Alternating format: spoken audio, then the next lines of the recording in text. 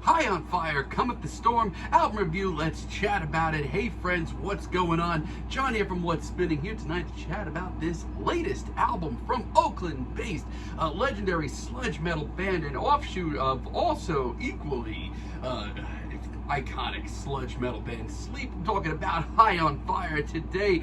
This is the latest album that they've come out with. They've been at it since the early 2000s, and I don't want to say that I was shocked to see just how very quickly High on Fire became their own separate beast, but I was to an extent.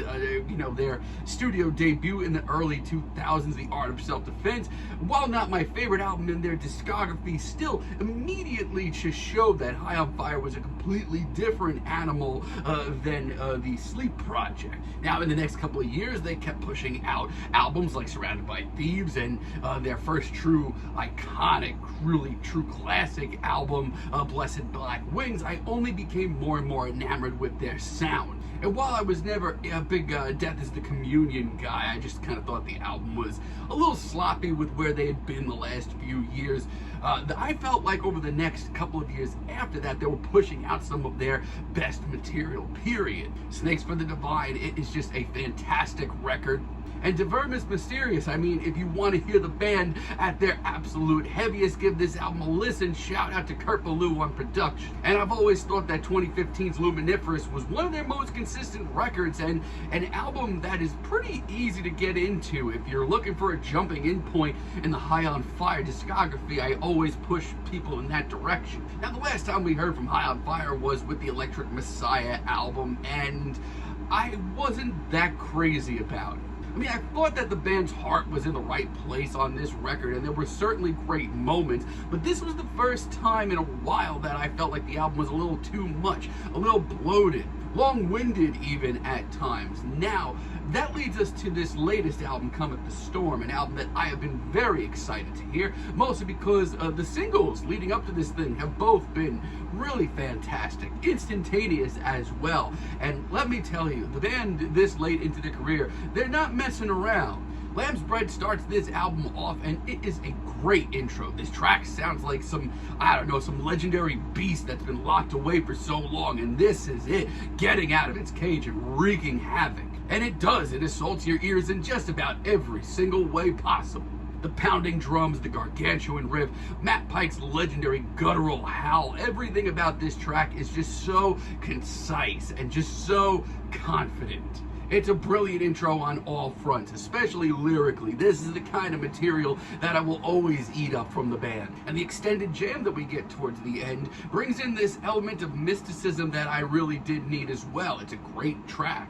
Burning Down, I mean, this track just gives me the chills from the word go. The amount of drama in this track and tension is ridiculous, and that still rings true to this day. And I've been listening to this one for a while now. Every pounding drum on this track just keeps me on the edge of my seat. It's one of the best metal singles I've heard in a while.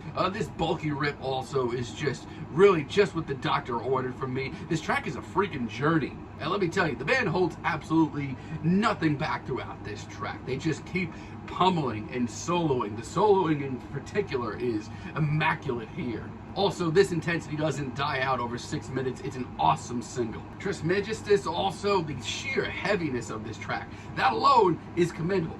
This is easily one of the most doom-impending tracks here, and yes, that's saying something, but this is definitely the band at their most animalistic. It's nasty, and there's no tension here, but there is just constant pummeling release. Yeah, stay out of the way of this track, because it'll just punch you in the damn face. Hell yes, it's thrilling, and the band's grit and determination is just so great to see.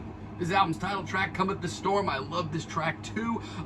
Once again, really instantaneous track. I mean, this thing is heavy, and another big, strong journey of this album. And the second that it came out, it went right on my gym playlist. It's a big old sludgy tune with a lot of tension to go around. I mean, I love this track's makeup so much. I mean, the verses here are just constantly some of the best drumming you're gonna hear in metal. All of that wrapped around over Matt Pike's very tortured howls. And the hook on this track, if you wanna even call it a hook, is just glorious release. And the never-ending solo in the second half, yeah, that's real nice too. And Karanlık, which kicks off the second half of this album, is a really, really great instrumental here. I mean, it's one that I did not see coming at all, and it was one that I wasn't too sure that I even enjoyed that much at first. But this sounds like what I can only explain as High on Fire, providing the soundtrack to a very gritty, bloody, intense, R-rated reboot of the Pirates of the Caribbean franchise. But it does work out. And more than anything, it brings in that cool mysticism again. Much like I expected, honestly, High on Fire are not messing around here. No. Not even close. This is a really solid album from them. As a matter of fact, it's more than solid. It's a great album from them. But we do have to talk about a few things. For one, Lightning Beard, I have not been a fan of this track. And as a matter of fact, it's lessened on me even more since this album came out last week. I don't know what happened here. This shocks me to even say, but this sounds like filler to me. And yeah, the energy is here. It's noisy, but my God, is this track sloppy. And Hunting Shadows is just really disappointing for me. I mean, this to me just sounds like High on Fire have eyes bigger than their stomach. This track has a great bass to it. The production sounds good, the band sounds decent, and the atmosphere on this track is really cool. But what follows is a lot of really rehashed material that doesn't sound original at all.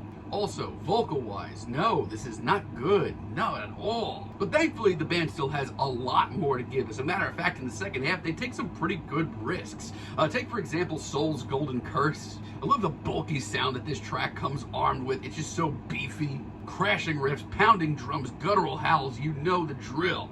But they're not playing it safe with tracks like this. They continue to push themselves, and it works. The Beating is a track that I did not expect to hear. This is very much them with their energy cranked up to 11. Not saying that they've been, hiding it, but, this is very different than the sludgy, progressive ballads that we've been getting here. No, this is a short, sweet, raw explosion of power. Constant solos, breakneck speeds. It's pretty raw.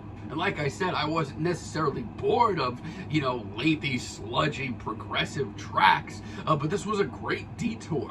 Not only that, but it does a great job of keeping this album fresh. I really like Tough Guy as well.